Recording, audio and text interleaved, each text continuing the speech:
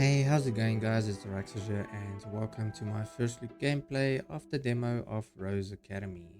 I just want to say thanks to KK Studio for the opportunity to play this game.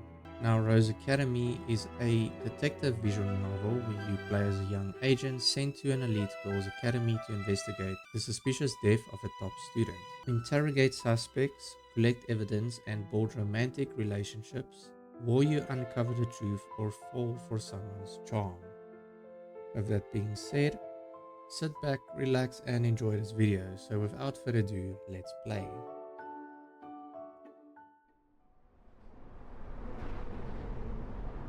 The cityscape outside a window had long since changed from a metropolis to an endless forests. Fucking reading again. The cityscape outside a window had long since changed from a metropolis to endless forests, but I didn't notice anything around me.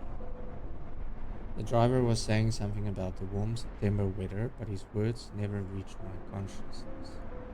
I was lost in memories of what had happened that morning. I was lost in memories of what had happened that morning.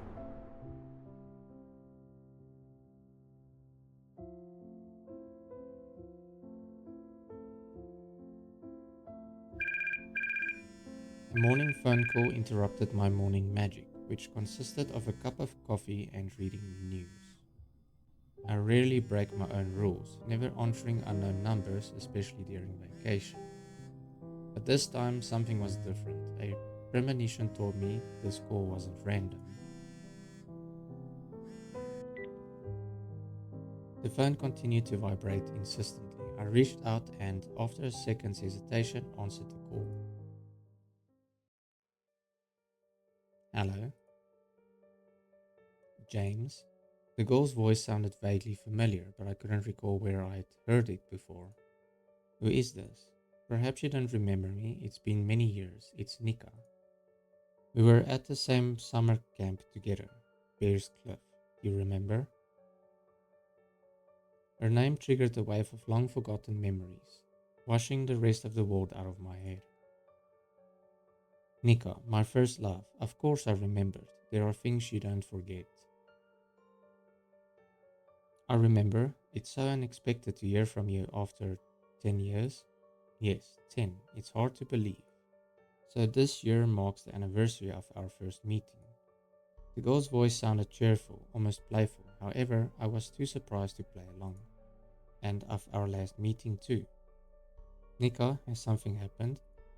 For a couple of seconds, silence hung on the line.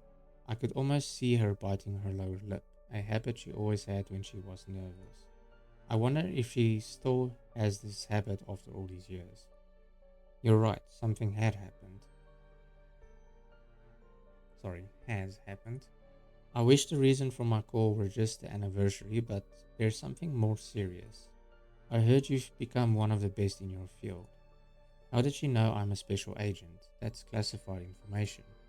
Despite my curiosity, it's not a question to ask over the phone. Anyway, I need your help, James. What exactly is the matter?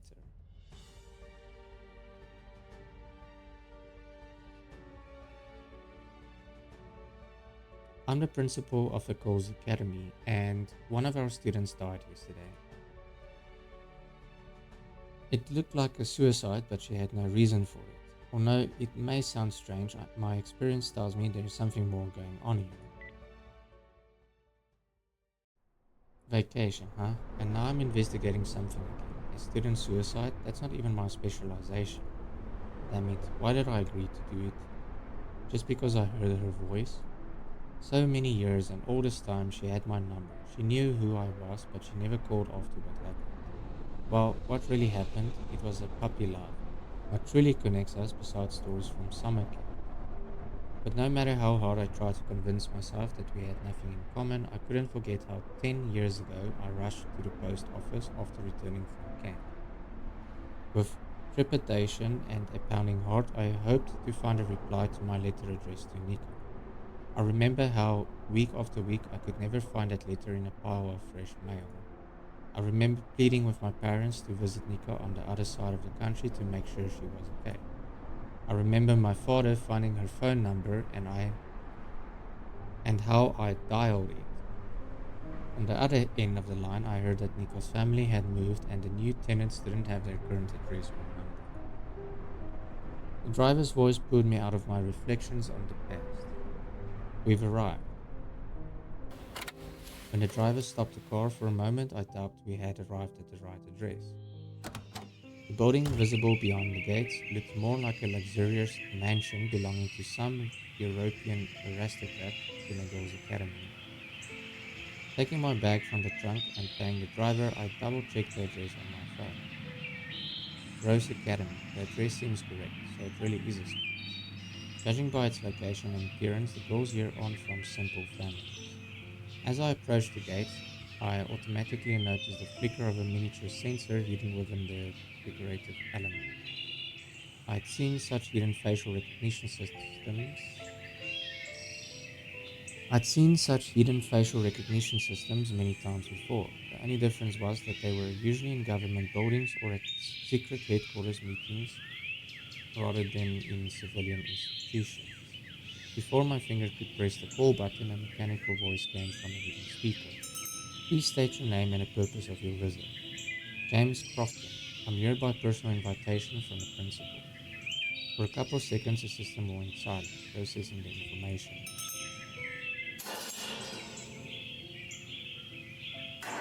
I walked through the gates, and they smoothly closed behind me. There were a few students in identical uniforms standing on the lawn. Noticing me, they immediately began whispering, casting curious glances my way. I pretended not to notice them, but my ears caught every word of not so quiet conversation. Do you see him too? Do you see him too, or am I tripping? He's so handsome. I wish he were our new teacher. Then I'd go to all his classes, especially the extracurricular ones, if you know what I mean. I assume guests are rare at the school. It's no surprise that a new person on academy grounds becomes an object of intense scrutiny. And considering it's a girls' school, it seems I'm sparking a special interest among the students. The path from the gates to the door seemed like a red carpet. The closer I got to the school, the more curious stares I found. Groups of female students of various ages strolling through the grounds fell silent at my appearance, then immediately erupted into whispers behind my back. I don't remember ever getting this attention. Let's go with that's pleasant. I must admit, I even liked it. Feigning interest in landscape design, I subtly returned toward a lonely senior student.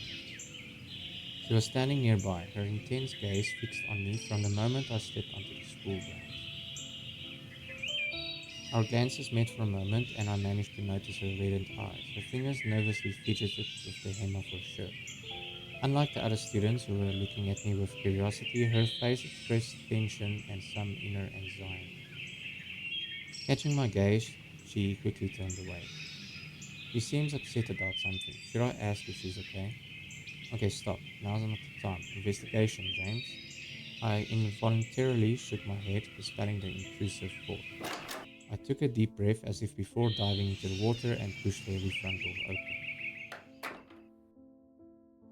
Surprisingly, there were no guards inside the building. Instead of live security, there were small surveillance cameras set up everywhere around you.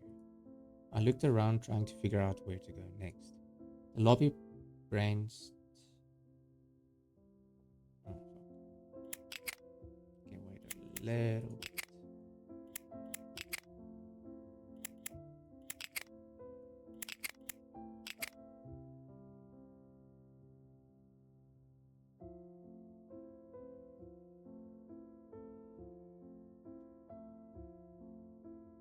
The lobby branched off into several corridors, none of them marked with a principal office sign.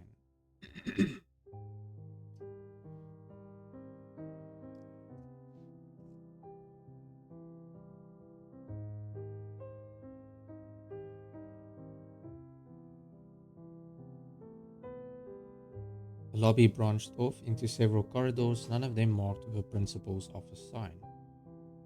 Great, I'm in a school the size of a small palace and there's no one to ask where to go. Guess I'll have to rely on my intuition. I chose the path to the right of the main entrance. After walking to the end of the corridor and finding nothing resembling the principal's office, I decided to turn the corner.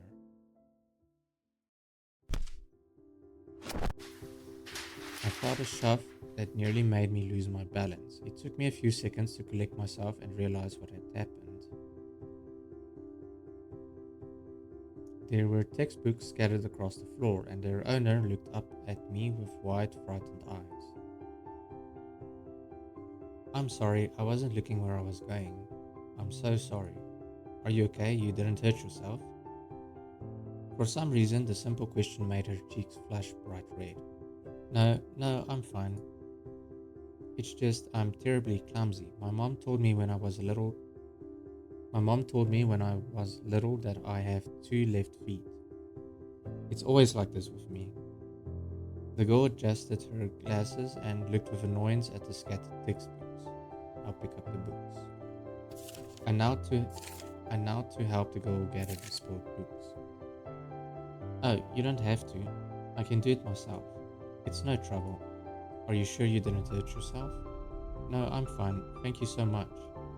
I picked up the last textbook, the final exam, eliminating the competition and handled I picked up the last textbook, the final exam, eliminating the competition and handed it to the girl. Noticing the title of the book in my hand, she became even more embarrassed and quickly snatched it, carefully avoiding touching my fingers. Since we've bumped into each other, maybe you can tell me how to get to the principal's office. I got lost in these endless corridors. Oh, the principal's office, of course, I know. It's straight down this corridor and then left. You won't miss it. There's a sign on the door. And thank you again for helping with the books. Her face brightened. It seemed she was glad she could help in some way. It's good I managed to ask the girl where Nika's office was, or I'd be wandering around here until evening. Following the direction, I found a corridor with a door that bore the sign Principal Veronica Preston. Wow, so Nika is actually a short form of her full name. It seems I know very little about her. 10 years have passed, but I still remember her as the girl from the camp. Yet, in that time, she's become the principal of an elite school. I paused for a second before the door, gathering my thoughts.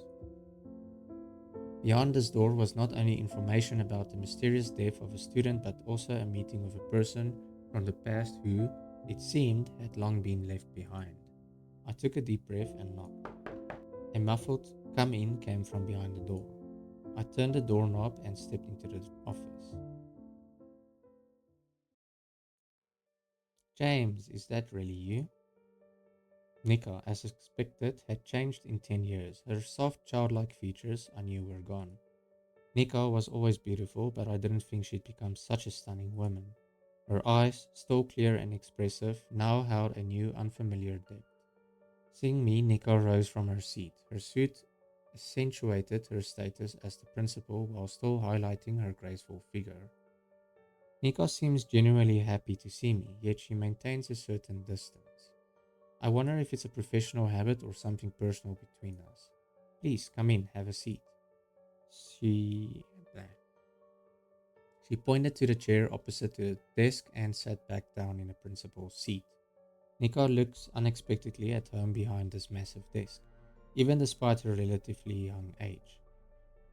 I'm glad to see you. It's just a shame that we're meeting under these circumstances. Give a compliment. I'm glad to see you too, Nika. You look great, and I must admit this position suits you. Principal Veronica Preston. Sounds impressive, and what should I call you now? Veronica, Miss Preston, or my lady? Her eyebrows subtle her eyebrows subtly arched.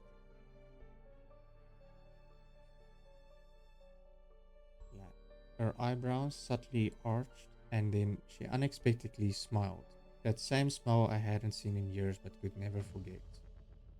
Oh, please, no formalities. My parents call me Veronica when I've done something wrong, and Miss Preston is for students and teachers.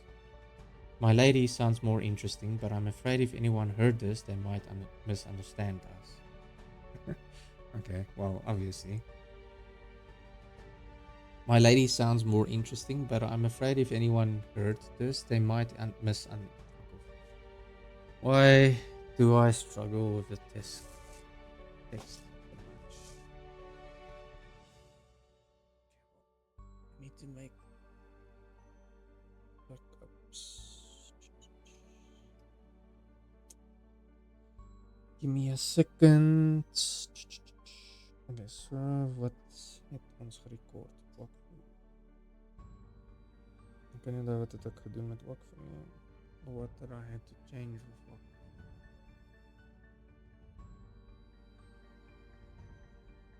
Was Wakfu die only 58 minutes? Of was it iets anders?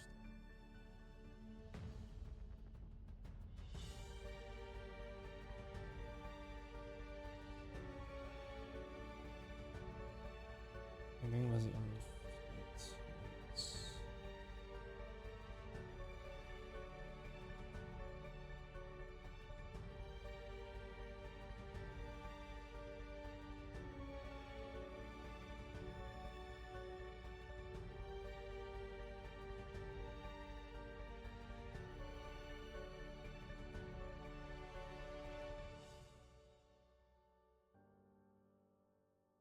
And Rose Academy is,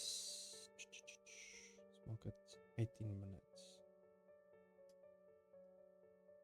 Or whatever. My lady sounds more interesting, but I'm afraid if anyone heard this, they might misunderstand us. For you, I've always been and will always be just Nika. She gave me an appraising look, tilting her head slightly. You've changed too, by the way. You've matured and become even more serious. No, you know, even at camp, you stood out among the other guys. Though, no, you know, thou, no, though. Though, you know, even at camp, you stood out among the other guys. I told myself back then, this boy is special. Glad to see I wasn't wrong. Well, you're no shrinking violet either. I still remember how coolly you chased that giant spider out of your cabin. I'd forgotten about that. It's been so much time. It's nice that you remember such small details after so many years. Well, you know, childhood memories usually fade. She hesitated slightly as if she wanted to say something more, but her professionalism won out. I'd love to chat with you and reminiscence about all the camp stories, but I'm afraid this isn't the best time for nostalgia. Unfortunately, we need to discuss something less pleasant. You're right, let's get straight to the matter. Tell me more about the student. What exactly happened? Nika took a deep breath, collecting her thoughts. It was clear that talking about what happened was difficult for her. Yesterday, we found one of our students hanged in a changing room by the pool. Her name was Evelyn Frost, a senior student and a member of the swimming team. Evelyn was one of our best students. No one could have imagined she was capable of such a thing. We called the police and the ambulance. We followed all protocols, but it's a great tragedy for our entire school. The girls are scared, their parents are calling every 5 minutes, and the teachers are shocked. Nothing like this has ever happened here before. Nika, I'm sorry, but suicides usually don't require precautions like calling in specialists like me. Why did you decide to contact me? I called you so you could take a fresh look at all this and conduct a small investigation. I need an objective answer. Why Evelyn might have done this.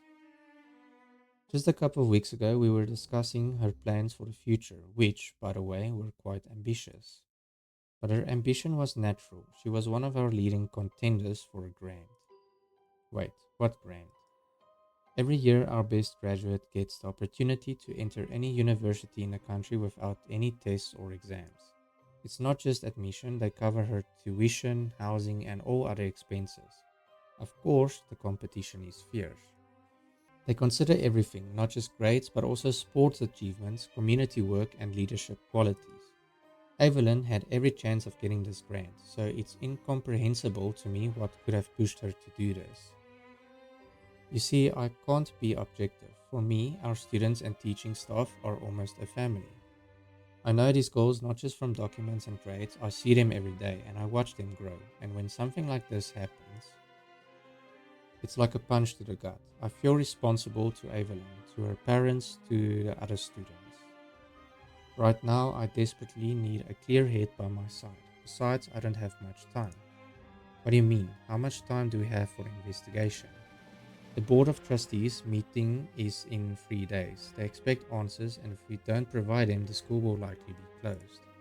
Some parents have already said they'll withdraw their daughters from school if they don't get guarantees of their safety. So we need to figure out what really happened.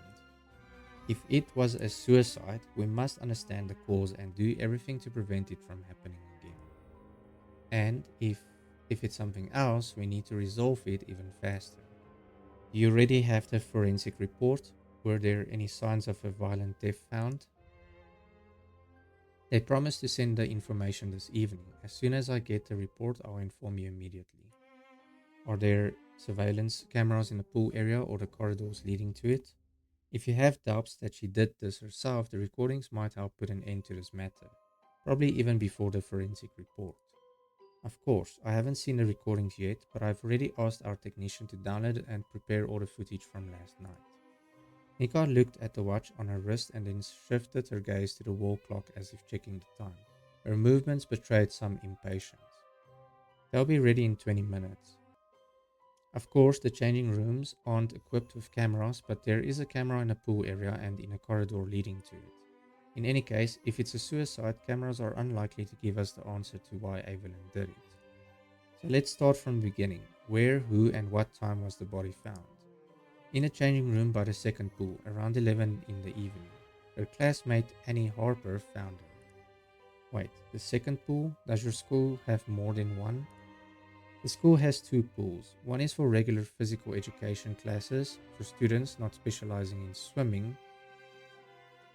The second pool is specifically for swimmers. Did Evelyn have a key to the pool? Instead of a key, we use a face scanner. Access is available to me, Coach Sam Rivers, and the girls on the swimming team. By the way, I've already requested to give you access as well, so you can enter the pool at any time. Doesn't the system save data on who entered and when? The scanner installed at the pool doesn't save data. Unfortunately, we haven't had time to update it. Only the scanner at the main gate saves data. Only adults are allowed to leave the school grounds. Evelyn was already 18. But in any case, she didn't leave the school grounds. I checked this data. Well, we'll work with what we have. You said her classmate Annie found her. Is Annie also a swimmer? Yes, Annie is on the swimming team. In our school, classes aren't formed by age but by specialization. We have a science, arts, humanities, and of course a sports department, which features several disciplines including swimming. Evelyn and all the other swimmers she trained with were also her classmates. They not only practiced together at the pool but also attended most classes adapted to their training schedule. That probably simplifies things, so we need to focus on the goals from the swimming team. I pulled out a notepad and pen from the inner pocket of my jacket. The habit of writing down details remained from my first investigations. Notepad obtained. Something important could slip from my memory, and in some cases, every little thing mattered. Please send me the data on everyone who had access to the pool, including students, teachers, and maintenance staff. All the maintenance staff were off for the weekend, so they weren't at school. I'm not sure it's worth spending time on them. As for the rest, I've already prepared the key information for you. Nika handed me a folder. Inside, I found photos of the coach and students, along with brief details, names, and ages. I'm sorry I'm giving you so little. I'd really like to share more, but you understand. You're not here as an official investigator. I can only share basic facts to avoid breaking internal rules. Anything beyond this folder is already beyond acceptable boundaries. I pulled a notepad and pen from the inner pocket of my jacket and quickly copied down the data. Show relationships in the diary. Yes. Nika's phone vibrated, and at that very second, a notification sound chimed on her computer. She glanced at the monitor, her expression abruptly changed. I know it's urgent, I just have a couple of more questions. Looks like time is really limited. I need to ask my questions wisely. Holy crap, this is a lot of questions. So I'm gonna save.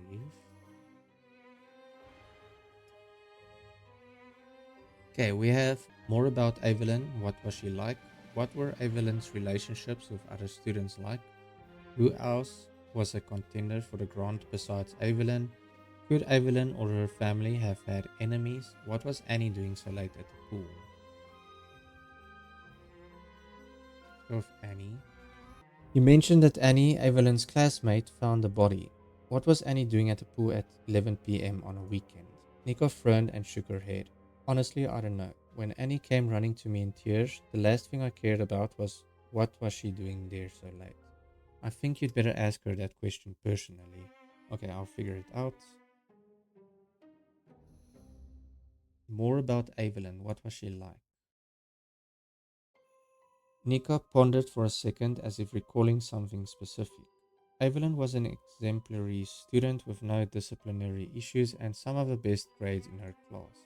She transferred to us 3 years ago and immediately stood out, both in her studies and in sports. At the same time, Evelyn never boasted. She was modest and quiet. Her teachers noted that she had an analytical mind. As for communication, Evelyn was quite reserved and not very talkative or emotional. At school events, she usually stood aside, though she always responded politely if approached. Some teachers said she was too serious, but I considered it more a sign of maturity. Frankly, I knew Evelyn mainly as a student from an administrative perspective. I think you should talk to those who spend more time with her, her classmates, and the coach. They might tell you things about her that I don't know.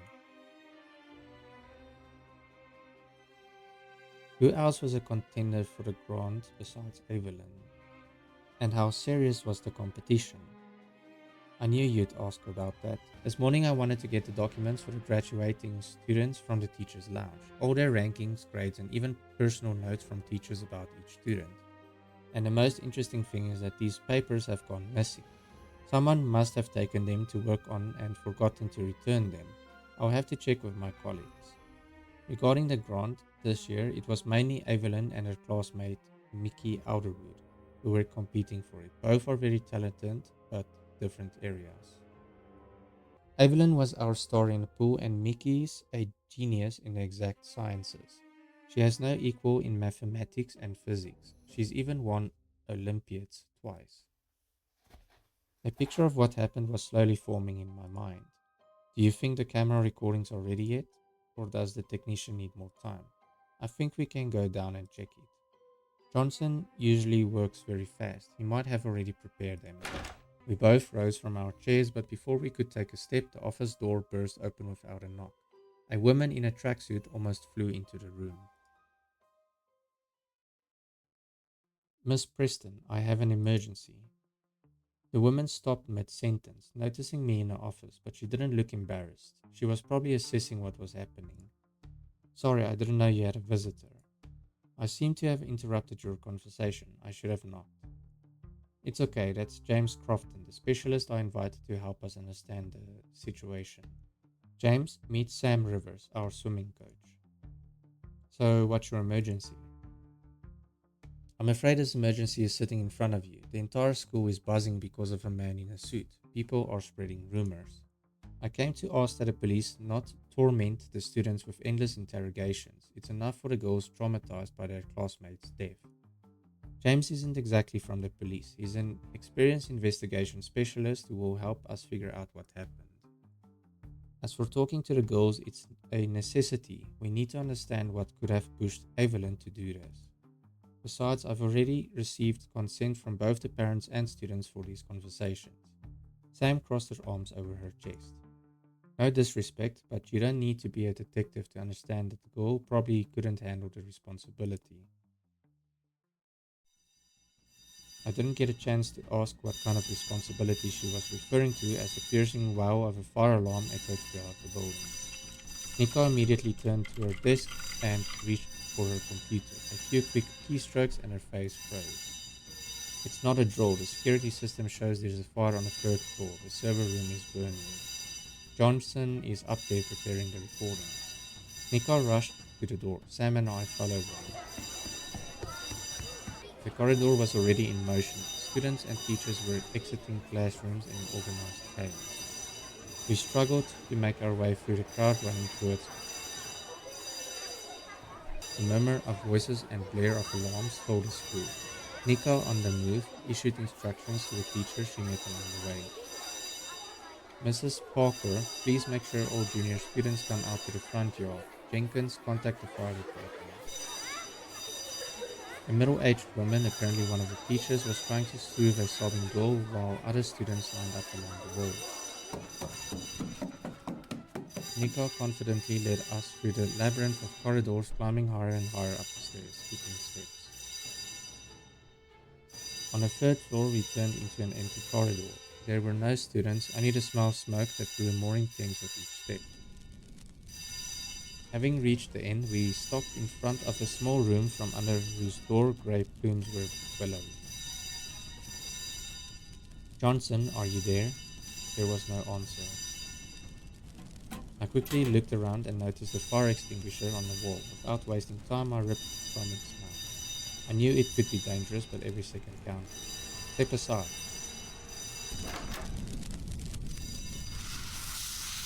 I pulled the door open and directed a stream of foam at the source of the fire.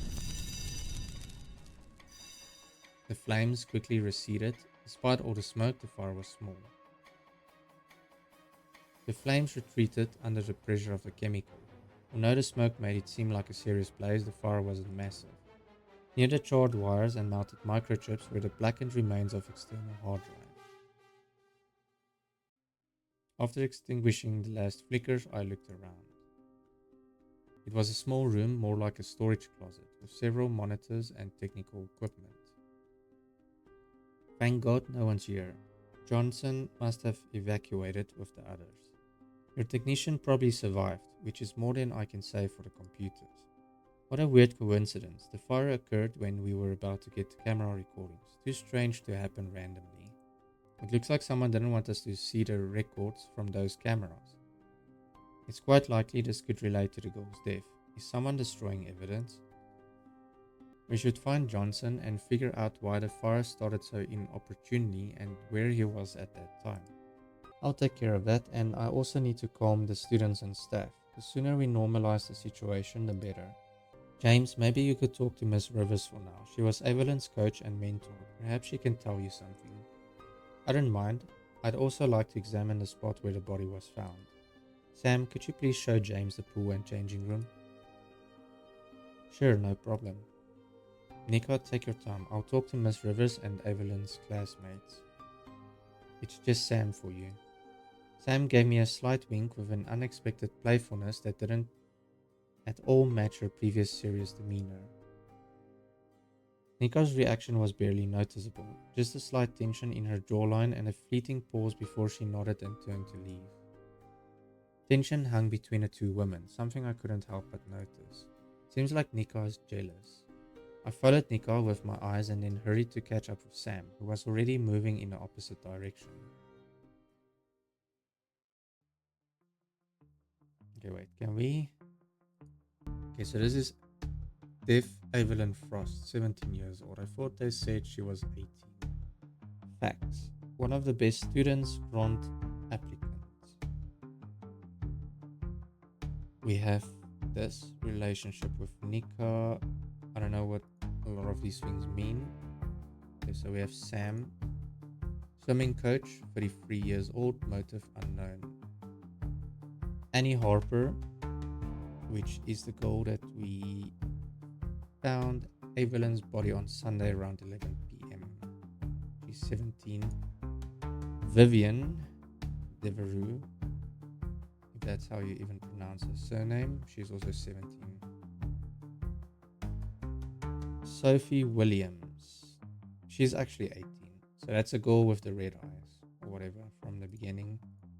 Mickey Alderwood, classmate, 16 years old, competed with Evelyn for the grant. I wonder if this is the girl with the glasses. Okay, so that's basically all we have right now. In silence, we walked down the corridor and descended to the first floor. The fire alarm had already quieted, but a faint scent of smoke still lingered in the air. The coach kept one step ahead, leading me through the labyrinth of school corridors. We passed several turns, went through double doors, and found ourselves in a spacious room with a high ceiling. The smell of chlorine immediately hit my nose. safe. Here we are, the champion's home. The coach's voice softened, taking on playful notes. So you're not the police, then where are you from? Curiosity flickered in her eyes. She looked at me, her head tilted as if trying to solve a puzzle. I'm conducting a private investigation, more or less. Miss Preston invited me as an independent specialist. Sounds mysterious. She took a step toward me, closing the distance. A mysterious man in a perfect suit, and handsome too, just like in the movies. I want to examine the changing room where the body was found. Could you show me? She nodded at me and headed towards a door on the right side of the hall.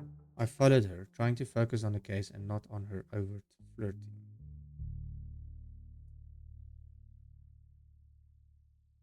The changing room looked typical. Rows of metal lockers, wooden benches, and a few shower stalls.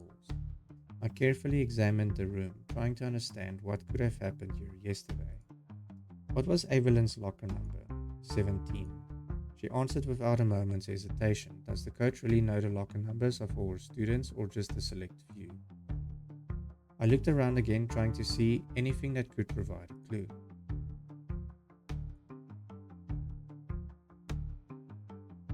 Oh, I can actually click on stuff. My gaze stopped at a thick water pipe running along the ceiling. So that's where they found her. Yep, that's the only place for hanging here. Sam instinctively reached for her neck, massaging her tense muscles, a physical sign of emotional discomfort. However, her face remained surprisingly calm for someone talking about the death of her student. My gaze slid along the rows of lockers and stopped at a schedule attached to the side wall of a locker. I stepped closer to get a better look at the notes. Training schedule. Group training, Annie Harper, Evelyn Frost. Group training, Mickey Outerwood. Evelyn Frost, Annie Harper. Okay, so Annie is crossed out here. Don't know why. Mickey Outerwood, Sophie Williams, Vivian Devereux, Sophie Williams, Annie Harper, Vivian Devereux, Sophie Williams, Mickey Outerwood, Vivian Devereux, Evelyn Frost, Annie Harper. Why is Mickey on there? Mickey is not part of the swimming team as far as I understand. Evelyn's last training session was at 4 p.m. on Friday. But yesterday at the pool there should have been an individual training session with Annie Harper.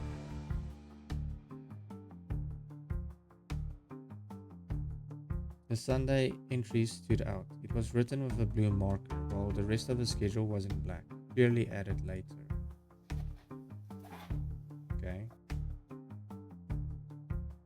We have anything else here? I need a bench. Not finding anything of interest, I crouched down to look under the bench. At that moment, I felt an intense gaze on me. Turning around, I noticed Sam quickly averted her eyes, but not quickly enough. Her gaze was fixed on my buttocks. Didn't she leave a note? A note? Nah, nothing like that. And why would she? It's not her style. Why do you think so? Even when she was alive, that girl barely opened her mouth. I trained her for 3 years, and in all that time, we exchanged only a few phrases. She was, how should I put it, reserved. For her, there was only the pool, the stopwatch, and the result. Okay, so again, locker. I approached locker number 17 and examined it. It was an ordinary metal locker, no different from the others, with a small blue towel and flip-flops inside. Sam Rivers didn't take her eyes off me, her sneaker tapping nervously on the tiled floor. Maybe we should move to my office. We can talk there quietly. It feels a bit off here. Okay, I think I'm done here.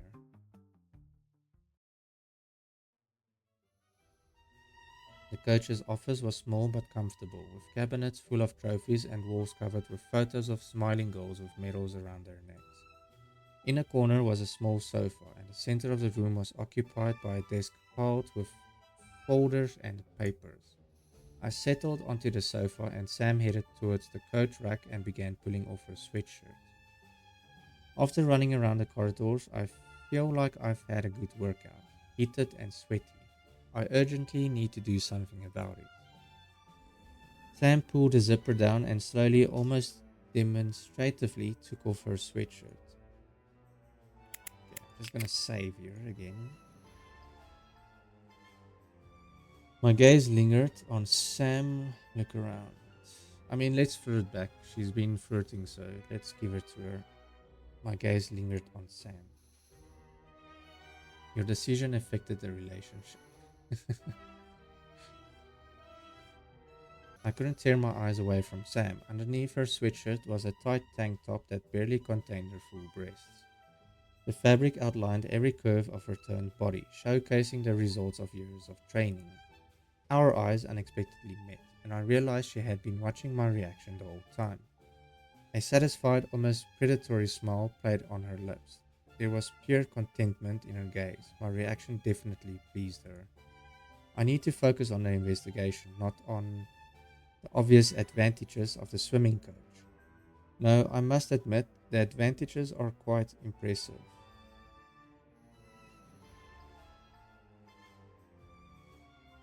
Sam settled into the opposite chair, crossing one leg over the other and leaning slightly forward. Her gaze was fixed directly on me as if she was trying to read my thoughts. So, where were we? When we were in the principal's office, you said you weren't surprised Evelyn killed herself. Why? Even though I'm her coach and I shouldn't say this, Evelyn Frost was a very odd girl. I never saw her smile. Can you believe it? Not once. Even when she broke the school record at competitions, no joy, just a nod. But Evelyn was a damn talented swimmer. I had high hopes for her and planned to make her an Olympic champion. Lately, have you noticed any changes in Evelyn's behavior? Perhaps she seemed depressed or upset. Hard to say, it was never clear what this girl was feeling. She'd come in, train hard, and leave, all in silence with a stony face. You know, I always felt that swimming wasn't her choice. Her parents probably pushed her and constantly demanded results. Apparently, at some point, the girl just got tired. And what was her relationship with her teammates like? The girls, of course, gave her dirty looks, but they didn't bully her. They likely didn't care about each other. Of course, they trained together, but it's hard to call them a team. I wanted to clarify one more thing. Where did Evelyn get the rope she used to hang herself? Sam frowned slightly and quickly looked around. Hmm, she probably snatched it from here, from the coach's office. I have a few ropes for training. Shouldn't the coach's office be locked? There was never a need, before all this mess, of course. But you just opened the door with a key when we came in. A fleeting look of confusion crossed Sam's face, which he instantly hid behind a playful smile. Detective, are you suspecting me of something? Of course, I started locking doors after what happened. Alright, let's move on to the next question. According to the schedule, the last training session with Evelyn was on Friday evening. Did you notice anything unusual then either? Didn't you go to the school? Didn't you go to the pool last night? Sam frowned. On Friday, yes, I only saw her briefly. I had to cancel the individual training. I had personal matters in the city. She arrived a bit early and had clearly changed. Well, I apologized politely and said the training was postponed until next week. She gave a bitter smile. You knew that training was never meant to happen. And that was the last time you saw Evelyn. And that was the last time you saw Evelyn. Alas, the last. I left Friday evening and only returned Sunday afternoon. I had a training session with Harper. What, you train even on Sundays? Sam shrugged. All in the name of sport and results. Harper wanted to compete in the regional championships this year herself. That's how it is, sacrificing my weekends for my students. Quite noble. And you didn't go to the pool in the evening after 7. Now that I'm actually thinking about it, why was Annie's name here? Let's just go back. So, here Annie says Sam shrug. Why is this? That's Annie's not even here. So this is supposed to be Sam.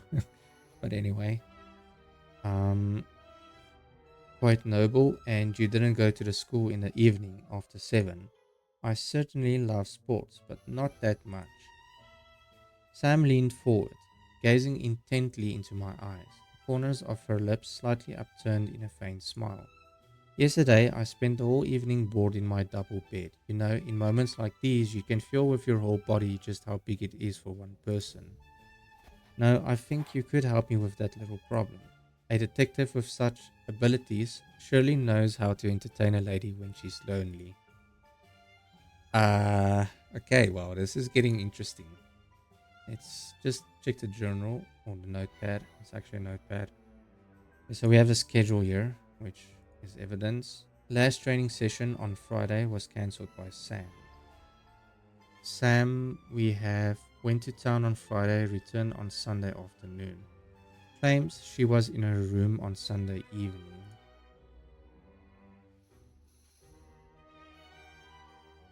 Okay, we don't have anything else yet. So I'm gonna save here and then we continue. Flirt back. I met her gaze and allowed myself a slight smile. In investigations, as in relationships, it's important not to rush. First, you need to gather all the facts, examine the details, and only then draw conclusions. Perhaps when the case is closed, we can discuss your problem in more detail. Sam's eyes sparkled with pleasure. She appreciated my answer. I like your strategy, Mr. Crofton. I think I don't have any more questions for you today, although, no, I do have one. Could you tell me where I can find Annie Harper? Sam's eyebrows rose, and a flicker of surprise mixed with weariness crossed her face. Harper, why do you need her? Annie found a body. At the very least, we need to understand why she went to the pool at that time. Maybe she knew something. The girl is most likely in her room right now. The student dormitory is in the east wing. She rose from her chair, took her sweatshirt from the hanger, and put it back on. I'll show you the way. The school is big. It's easy to get lost. We stepped into a corridor. The building was gradually filling with students and staff. Sam confidently led me through the hall to the side wing of the building. As we appeared, the conversations died down and the students' attention turned to us. One of the girls looked at me with curiosity but turned away and quickened her pace the moment she met the coach's stern gaze. We climbed the stairs to the second floor where the corridor branched into several directions. The student rooms are in the east wing. The girls live in pairs. We group them by their focus, sports girls and nerds. It's easier to monitor them and avoid schedule confusion that way. Sam lowered her voice and leaned closer, her eyes sparkling playfully. By the way, I live not far from you, room 91. Just around the corner, just in case you need extra information or something a bit stronger than coffee after a hard day. I'll keep that in mind. Sam smiled slightly. My answer seemed to satisfy her. As we walked down a corridor, I noticed that the room doors had numbers, some of them decorated with stickers or drawings. Finally, Sam stopped in front of door 63. There were no decorations on it, just a small metal plate with the number. Here we are. The coach knocked briefly. There was no answer. She knocked again, a little more insistently. Maybe the girls haven't returned after the evacuation yet. We were about to leave when a quiet rustling sounded from behind the door. A couple of seconds later, the door creaked open a few centimeters. Annie, may we come in? Okay, so she looks very short compared to the coach.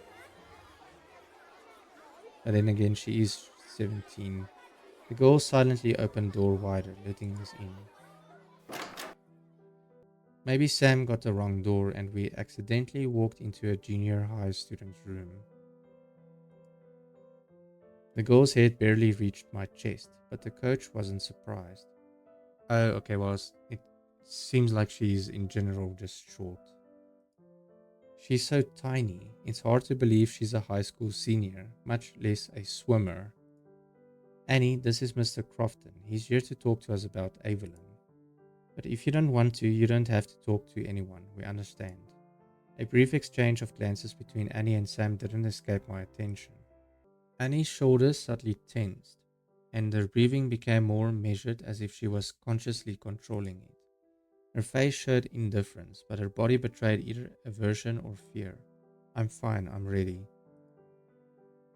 The coach leaned slightly toward the girl, lowering her voice to an almost intimate whisper. Okay, if you feel uncomfortable, please don't hesitate to discuss it with me. You know I won't let anyone hurt you. Annie nodded silently, clenching her teeth so tightly that her cheekbones bulged. Thank you for showing me the way, Miss Rivers. The coach left the room, quietly closing the door behind her. Annie and I were alone. Annie stood with her arms crossed over her chest, looking at me defiantly. Despite her petite stature, she somehow managed to look menacing. I unobtrusively examined the room. The room seemed to be divided into two completely different territories. I'll bet the mess is Annie's territory. Judging by her wrinkled collar and crooked tie, the girl is not the type to fold her socks by color. Mind if I sit down? Suit yourself. Annie dismissively waved her hand towards the neatly made bed, but she remained standing. How are you feeling, Annie? I know it's hard to get through this. How do you think I feel? I found the body of a classmate, and now everyone's interrogating me as if I'm the guilty one. Do you have any idea what it's like? Annie abruptly turned to the window and took a deep breath, trying to calm down. When she turned back to me, her face expressed a mixture of irritation and fatigue. And that stupid fire alarm. The school is on edge and I can't even get any sleep. I understand you're going through a tough time. Can you tell me how close you were to Evelyn? A tough time? Are you sure you're not a psychologist? I already told him I don't need a shrink. No, I'm not a psychologist. I'm here to figure out what happened. My job right now is to talk to Evelyn's inner circle. If you need her inner circle, you've got the wrong door and should go to Sophie. We weren't friends with Evelyn. Why? You were on the same swimming team and classmates too, weren't you?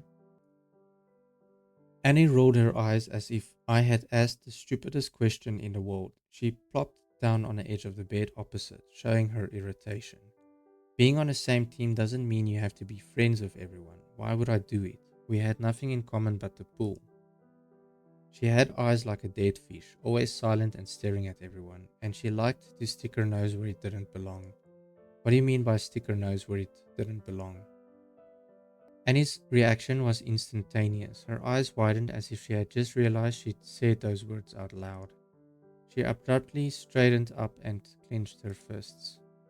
Nothing in particular. It's just, some people always notice everything, remember it, and then use it against you. She was like that. She studied everyone like bugs under a microscope. There's some backstory behind those words, but will Annie share it? She doesn't seem friendly with me right now. Did Evelyn have conflicts with anyone, perhaps with some of her classmates or your coach? Nothing like that. Did you see her yesterday afternoon? Maybe she looked depressed or worried about something. I told you we didn't talk. I didn't see her. And anyway, I don't keep track of what people do. I have enough worries of my own. I took out my notepad from my inner pocket and made a brief note. The sound of a pencil on paper was too loud in a quiet room. Annie fidgeted on a bed, her gaze darting to the notepad and back to my face. They told me you found Evelyn in the changing room. Why did you need to go to the pool at 11 in the evening on Sunday? Annie froze. The silence in the room grew tense, broken only by the ticking of a clock on the wall. Seconds stretched into an eternity before she finally reacted. The girl jumped off the bed, her face contorted with anger. Despite her petite stature, Annie looked intimidating. Are you accusing me of something? Who even are you? A cop? I don't see your badge. You have no right to interrogate me. Okay, well, this is, I don't know what to choose there, so let's just save. Aren't you too small to talk like that? I'm just trying to understand what happened. I mean, I'm feeling that if I use the first option, she's gonna be way more angrier at me. Let's just see. Wait. What happened? Oh, it's -1. She's pissed off at me. Okay, well, let's not go with that option then. I'm just trying to understand what happened. Responding to her aggression with reproach is pointless. I'm unlikely to achieve anything. Annie Harper is like a feral kitten that's used to a human hand eating, not petting, so it hisses at everyone. To get information, I need to remain calm and not take her attacks personally. You're right, it's not an interrogation. I'm just trying to piece together the events.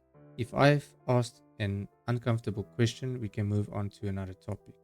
I'm here not to accuse anyone but to understand what happened. Annie blinked, not expecting that reaction. Her shoulders relaxed slightly. No, her gaze was still wary.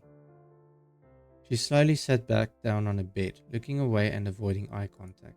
When she spoke, her voice was softer, uncertainty seeping through her faint rudeness. I forgot my towel in the changing room. I wanted to wash it before tomorrow's training. Nothing special. I just went in and I found her. I'm sorry I was rude. It's just this whole situation, you know. Evelyn might have been a bit odd, but she was still a nice girl.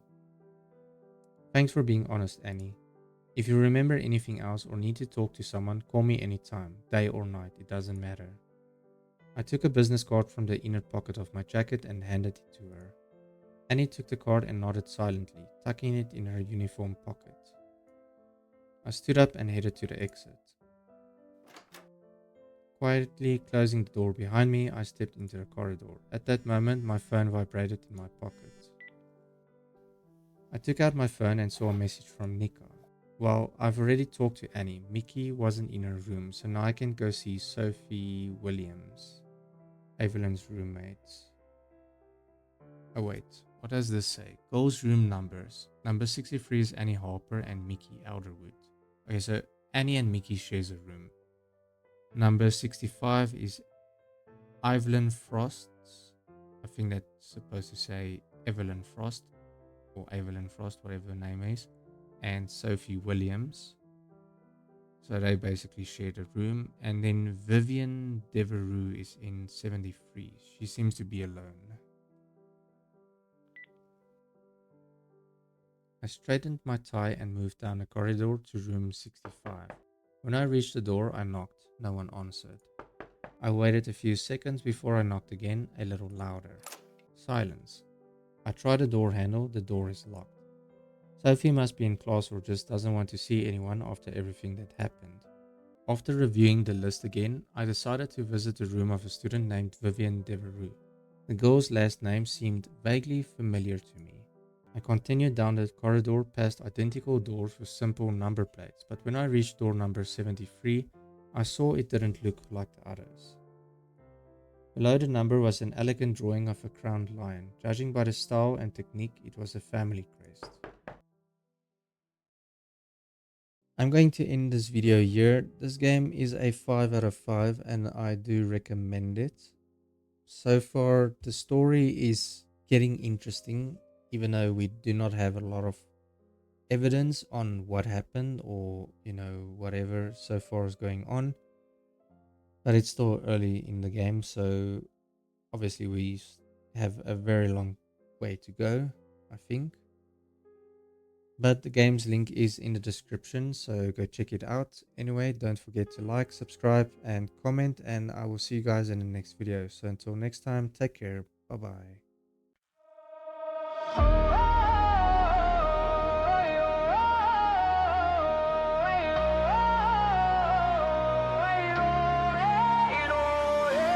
Shadows rising in the frost, arcane power never lost. Symbols burn beneath the night. Tauraxus steps into the fight. Put low, eyes glowing bright. Born from pixels forged in night. Mist surrounds the phantom strike. Gaming worlds are where I ride. Runes ignite with every click. Spells and steel, the craft is thick.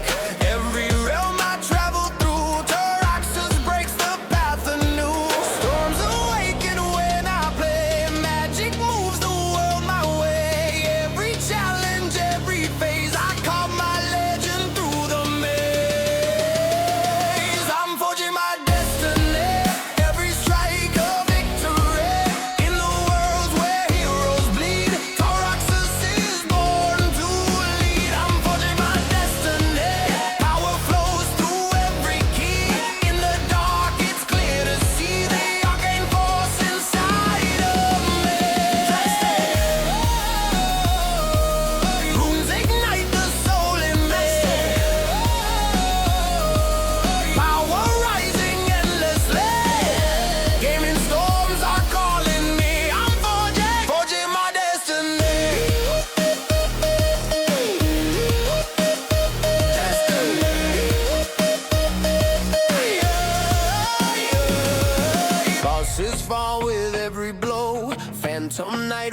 mystic glow. From the shadows I ascend, every quest becomes a win. Mage and Reaper intertwined, a warrior of mind and grind.